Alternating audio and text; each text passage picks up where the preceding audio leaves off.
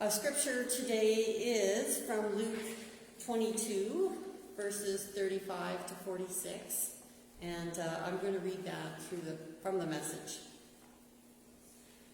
Then Jesus said, "When I sent you out and told you to travel light, to take only the bare necessities, did you get along all right?" "Certainly," they said, "we got along just fine." He said, "This is different. Get ready for trouble. Look to what you'll need. There are difficult times ahead. Pawn your coat and get a sword. What was written in Scripture, he was lumped in with the criminals, gets its final meaning in me.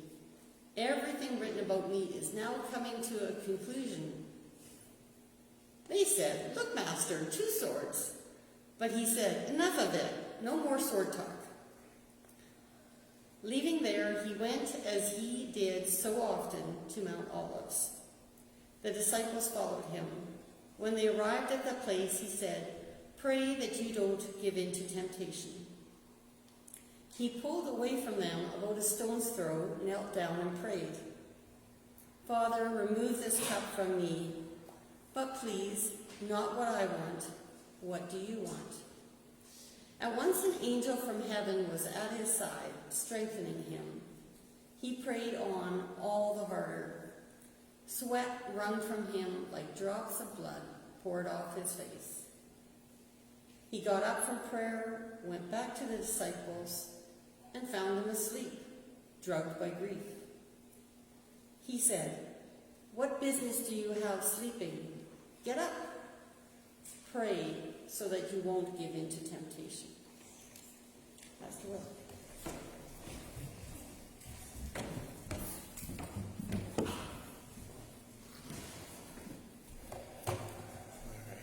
Good morning, everybody.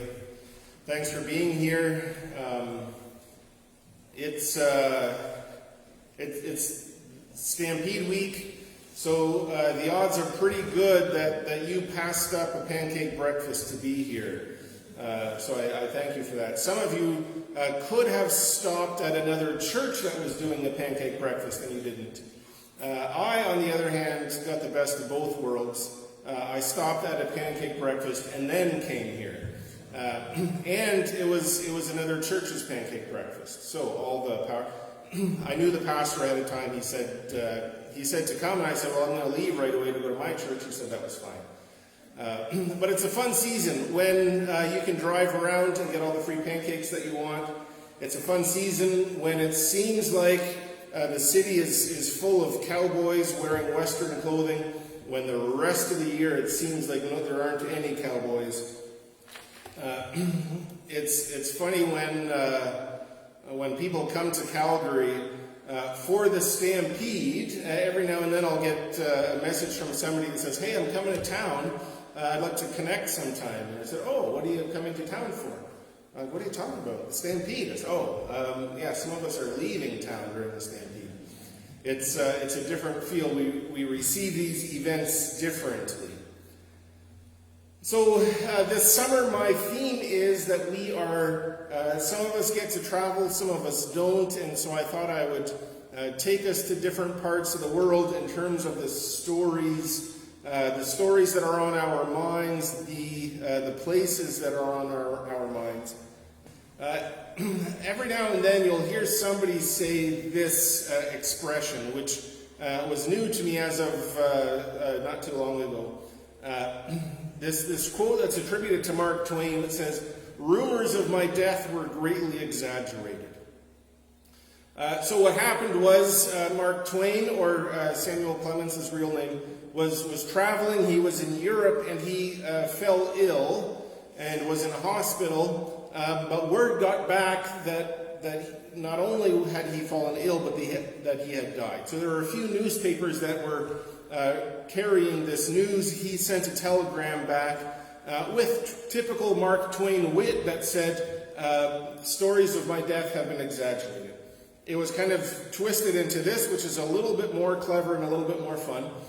So now, every now and then, you will hear this, that a politician that people had written off, or even an athlete who everybody else thought should have retired, or anybody else who's been sort of dismissed and then suddenly kind of come back from the ashes, it would almost seem. They will say this, and everybody will sort of chuckle we had written this person off, but they are back. Rumors of my death have been greatly exaggerated. So it says, sort of. He didn't exactly say this, but the sentiment is true. Next slide there, Steve. But there's another story of another guy.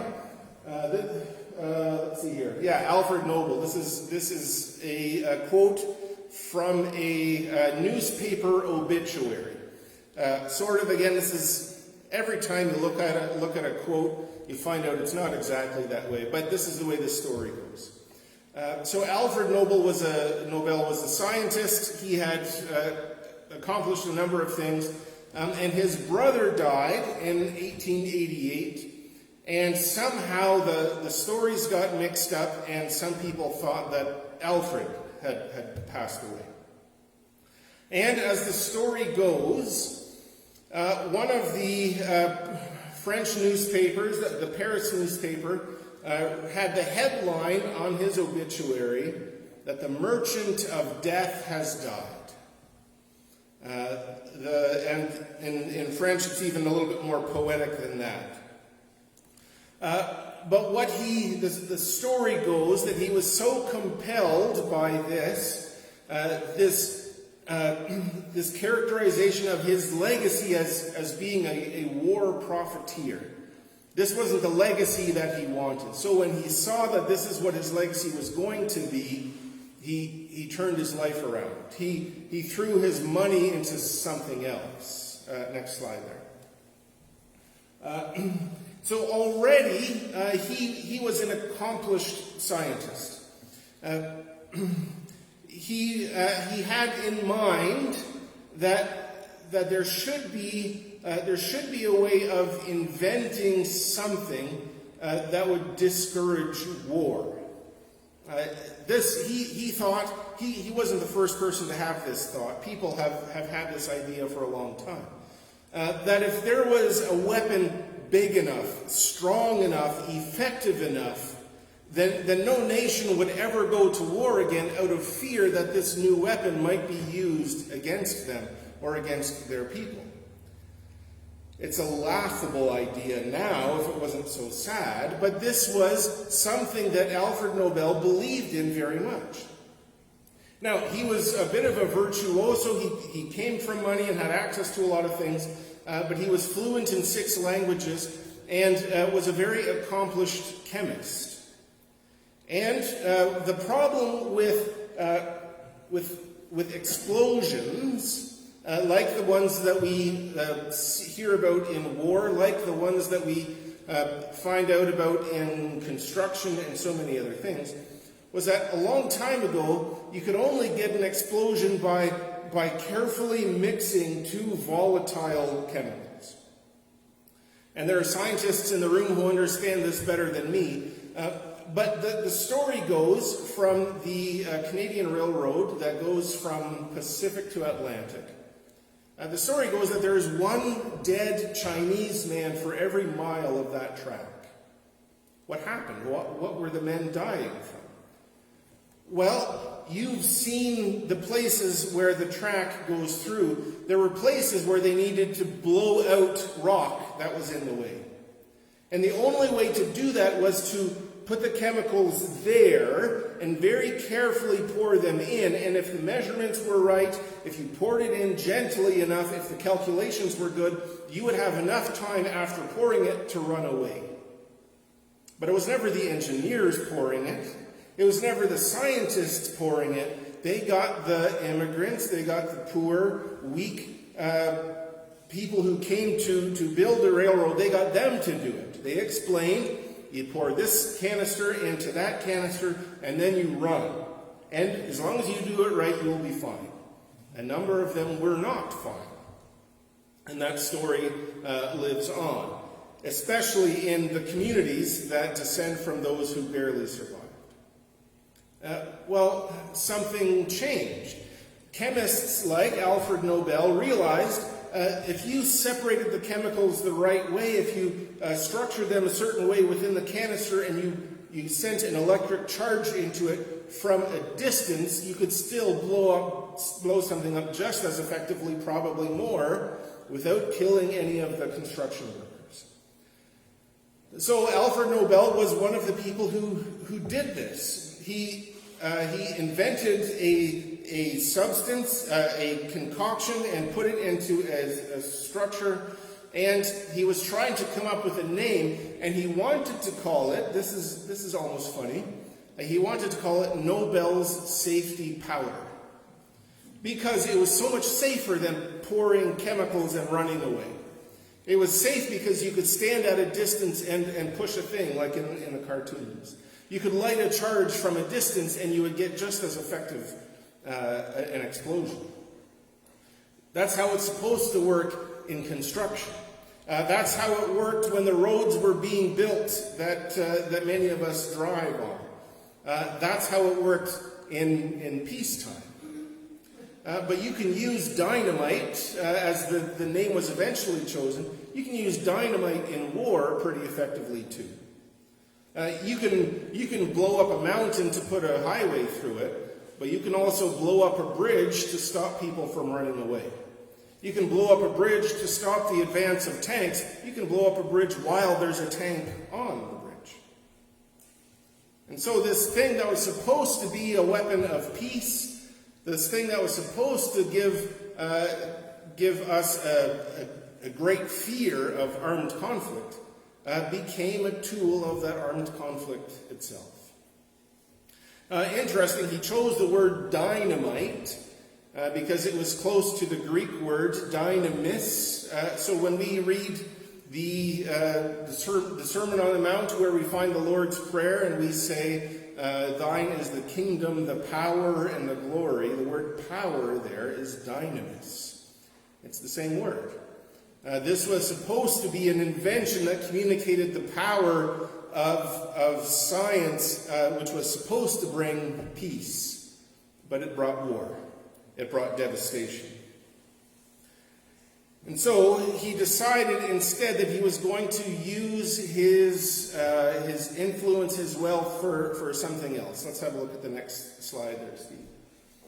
So you might have heard the name Alfred Nobel. You might not have been able to put it together, but you probably recognize this picture of him more than the other one that was there, because he's the inventor of the Nobel Peace Prize. He donated his wealth, his estate to this effort, so that every year this prize could be conferred to the greatest benefit, to the greatest benefit of humankind. So the people who had spent their lives and accomplished something in the past year in the fields of chemistry or medicine or literature or science or peace. These people would be recognized, and it would encourage people to make new steps for the benefits of humankind. Alfred Nobel was consumed, although the history tells a little bit of a different story, but more or less the same efforts, was consumed with establishing a good legacy. He wanted people to remember him well. So now when we think of Nobel, we think of the prize. We think of the people who've won the prizes. We don't think about the legacy of profiting from war. And the story that Laura read from us also is part of this conversation around legacy. Let's have the next slide there, Steve. We want a good legacy for ourselves. And Jesus came in a lot of ways to establish a good legacy for himself, for God, for the kingdom. And within that story of Jesus, we have this complicated encounter. So Jesus is talking to his disciples, and they're not sure of what's going on. I like the message wording that they were carrying this grief that they were, what was the word, Laura, do you remember? Poisoned by grief, almost. It wasn't worded that way in my... Drugged by grief, yeah. So here are these disciples, unclear of what's happening. They're supposed to be in Jerusalem for a celebration, but Jesus is on the run. They're supposed to be there to be a part of a new movement, a new demonstration of God's power. But they're on the run. They're afraid for their lives. And so when we read this, we read it with some complications. Are we supposed to have swords or not? Is there enough swords or not? Later on in the story, the disciples say, "Hey, we have 2 swords." Jesus says, "Well, that's enough." Or does he say, that should be enough? Or does he say, "No, that's enough already"? Depending on how you read it, it means different things. Then later on, or part of that conversation, Jesus says that this is done to fulfill prophecy, right? We're participating in the legacy of the Jewish prophets. And so now, when we in contemporary times read these words, we read into it our own confusions, our own arguments, our own present-day questions about legacy, about what it means to be a Christian. Can Christian own guns? Well, according to this, it seems like the answer is yes. Is it okay for Christians to protest violently against the government? Well, it seems like that's kind of what's happening here. And so on a surface reading, we're getting permission for things, but it's not clear enough to give us enthusiasm around those things. So Canada is one story, but when we turn our eyes to Ukraine, we get a different message. So some of you may have listened last week, next slide next week. A little while ago on CBC radio, there was an interview with a Ukrainian priest named Ivan Rusin. And CBC Tapestry is a spirituality program. So sometimes they have profound Christian thinkers. Sometimes they have theologians and professors and practitioners of other religions. Sometimes it's fantastic. Sometimes it leaves me scratching my head. But this one was quite interesting. Ivan Rusin is a priest. He works at a seminary in Kyiv, and he explains that when he was a child, when he was a young priest even, he was a pacifist. He understood his role as a Christian was to live out Jesus' message of peace. But things changed. The situation changed. So he used to work in Azerbaijan. That was a place that he had gone as part of his training, as part of his mission. And he was in Azerbaijan when they were at war with Armenia. And the Armenians had done terrible things in Azerbaijan. And so he felt it was his job as a priest at that time to ask God to forgive the Armenians, to encourage the Azerbaijanis to live out forgiveness and peace. And that's the way that he prayed, and that's the way that he preached. But now, as a Ukrainian priest in the middle of this particular war, it's different. And so he said this in the interview: "It's easy to be a pacifist when you are not attacked. It's a different story when you are." And this reflects what a lot of us have gone through. We had certain beliefs as children. We had certain beliefs in our young adult years. And then things changed.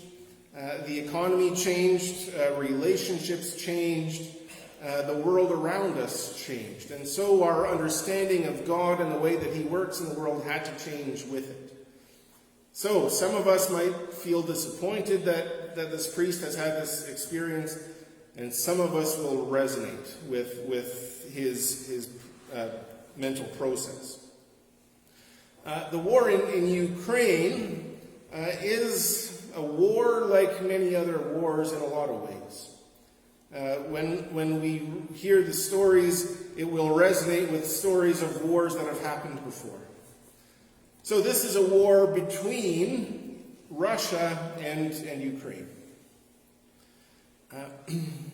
And they're using Ukrainian weapons, but a whole lot of other countries, including Canada, are making sure Ukraine has enough weapons, and good weapons.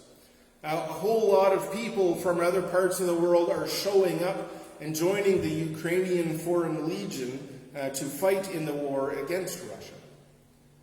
And a lot of people in Ukraine say this isn't a war between Russia and Ukraine. This is a war between Russia and the United States fought on Ukrainian soil.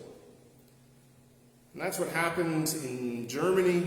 That's what happened in Korea. That's what happened in Vietnam. That's the story of war. Countries who like going to war don't always like when war happens on their soil. So those wars happen in other places. It's similar in the sense that the impact of the war goes well beyond the borders of the battlefields. Russia has blown up grain processing facilities within Ukraine. Why are they blowing up agricultural facilities? Well, they're disrupting the food supply of not just Ukraine, but the whole world. They're making sure the impact of the war is felt well beyond the borders of Ukraine. The impact of war has always gone well beyond the territories where the war is fought. So that part isn't new either. When we look at the motivations here, it makes sense a little bit in terms of, well, Russia sort of thinks that land should be theirs, but the devastation on both sides far exceeds any perceived benefit. So why does it make sense? Well, because Putin wants to establish his own legacy. Putin wants people to remember that he was the one who united the former republics. He was the one who got that land back. He's worried about his legacy. He doesn't care what we think of him. He's worried about what Russians and what future generations of Russians will think of him. And wars are fought over legacies all the time. All of this is not new. The war in Ukraine has a whole lot of aspects to it that are old, quite old. But there are some ways that it is different. And Steve, if you can get to the next slide, I'll show you the map of the conflict. My geography isn't so great, but my ancestors were from somewhere in this part. You guys know better than me. But we can do this math together here. It says, here's a legend, 200 kilometers is about that much. So that's about 200 kilometers. That's another 2. By my count, that should be 1,200 kilometers of front lines. We've seen wars in Europe that have had front lines that extended across countries, but 1,200 kilometers of front lines. You could drive to Brandon, Manitoba in 1,200 kilometers. Now imagine that drive with the front lines of a war on both sides. That's beyond comprehension. And that's not even taking into consideration the bombs that are being launched across those front lines, the long-range missiles that are inflicting damage all across the country. We're also seeing a different thing, that the leader of the invaded country is touring the world virtually and is doing public speaking engagements at universities and government gatherings. This has never happened before because this social media impact on war has never been seen this particular way. What's also different about this war in the history of this land is that Ukraine is now an independent nation. When we would talk to the younger people of this church, that would be the only thing they knew about Ukraine. But for a lot of us, we remember that Ukraine wasn't always independent. And listening to Reverend Rusin talk about his story and looking at his picture, it seems he's probably about my age. And so if I compare my understanding of the changes of the world, Ivan Rusin grew up in a Soviet Ukraine. So that part has changed.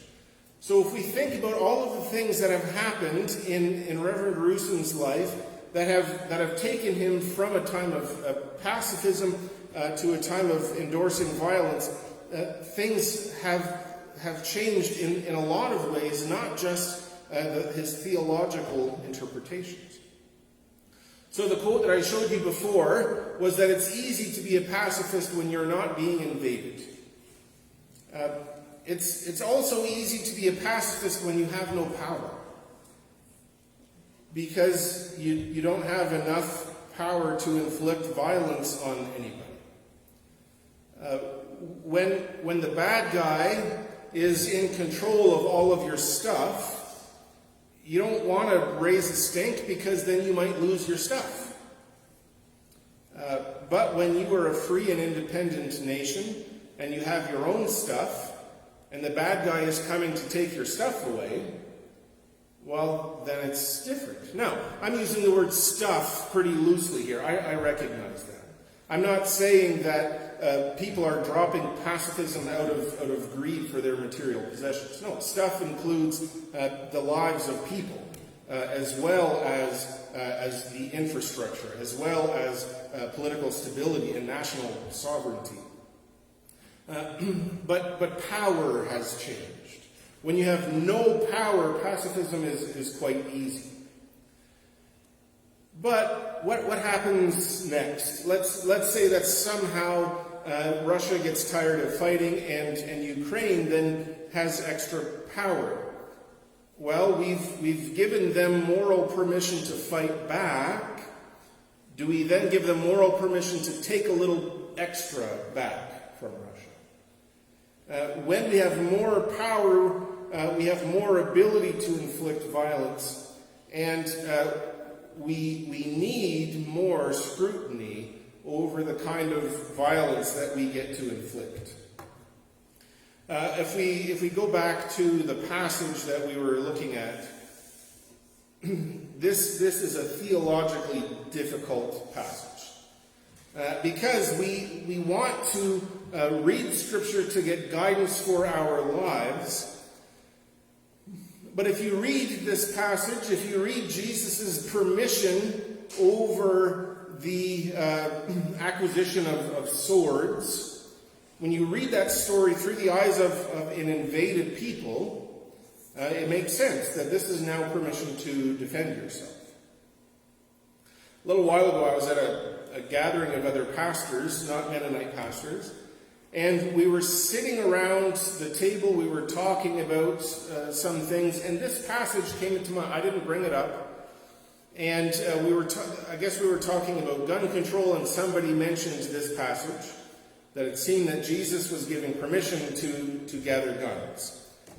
I generally try to keep my mouth shut. I try to keep friendships with these other people.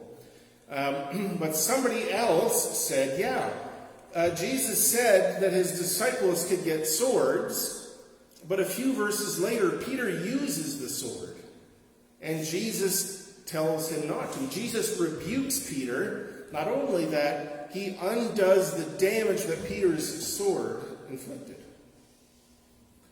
So this is the difficulty for those people. It says, okay, well, Jesus said we can gather weapons, but when and how we get to use them is conflicted.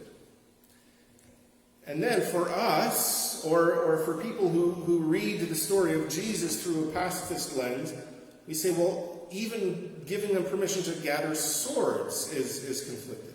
It seems like other places Jesus says to love your enemies, Other places it says that when soldiers come to Jesus and say, what should we do? He says, don't take anything from anyone by force. That's sort of what soldiers do. So it seems like it would be consistent of Jesus to say, we're not taking any swords with us. We are people of peace. We're doing a separate thing. So there's confusion here. There's room for confusion. And we've seen this in the history of our own country. Some of you have seen the Center Street Church in Calgary, one of the biggest. I don't know if it still might be the biggest church. The Canadian Evangelical Missionary Church, which Center Street is a part of, used to be Mennonite. And they stopped being Mennonite in the late 40s. And I mentioned this pastor's gathering. This is where the pastor who was doing the pancake breakfast invited all of us to this pancake breakfast.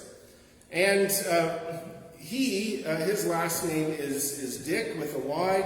He's from Manitoba. When I saw this, I said, "Oh, you're from Manitoba." He said, "Yeah." "And your last name is Dick?" "Yeah." "Nayo," I said. "Nayo," he said back.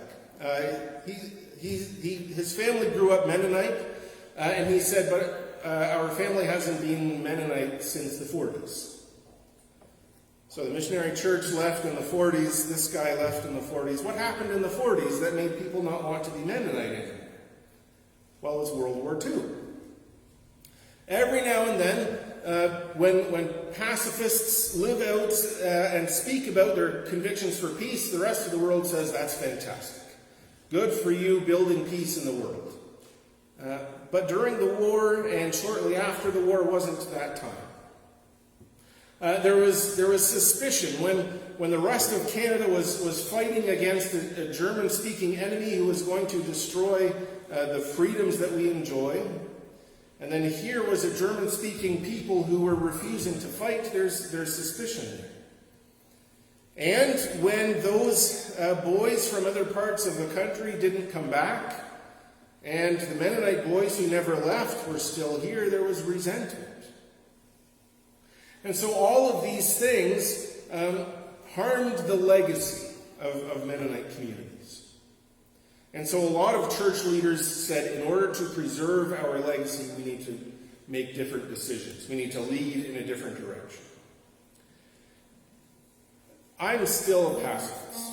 I read the stories of people like Ivan Rusin. I read the news, and I've seen the developments. I'm still a pacifist. I'm not a pacifist because I think it's always the most effective way to bring about an end to a war. I'm not a pacifist because I think that's the ticket to give myself the best legacy and reputation. I'm a pacifist because I believe that the teachings of Jesus lend us in that direction. And I believe that we are called to give up our lives without taking the lives of others. But I recognize that that may impact my legacy in some circles. But I'm not troubled by Ivan Rusin's departure from pacifism. There's another quote from him that I'd like to show. Ivan Rusin recognized that in him there was a growing anger and hatred of his enemy. And he wanted to do something with that hatred. So he was praying through that hatred. And he would pray that God would break the bones of his enemy. And a young Ivan Rusin would have never prayed that. And most pacifists wouldn't either. But there are a whole lot of prayers in the Bible where the people of Israel pray similar things against their enemies. But that hatred isn't the end of the story. Because he recognizes, Rusin said in this interview, that if he gives that anger and hatred to God and lets God be the one to determine what happens, then he is relieved of that. Because when we are motivated and guided by anger and hatred, we may get revenge, but the anger and hatred does more harm to us than it does to our enemies. He may not consider himself a pacifist anymore. But this understanding of hatred and violence is consistent with what I believe comes to us through the Bible. I know that many of you are concerned about legacy, professional legacy, your legacy within your families, some of your academic legacies. It's not easy to drift off into the horizon and just let people say what they want about you. You want to have some kind of control. And so I know some of you with grandchildren, you are far gentler with your grandchildren than you were with your children.